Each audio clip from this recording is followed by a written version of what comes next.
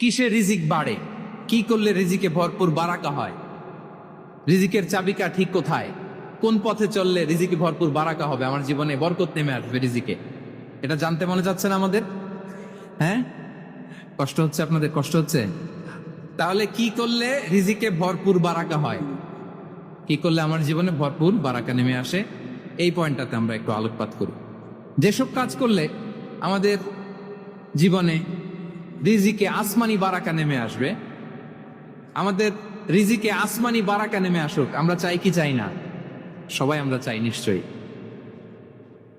যে কাজ করলে রিজিকে আসমানি বারাকা আসে, এর এক নাম্বার হচ্ছে তাকওয়াল্লাহ, আল্লাহর ভয়।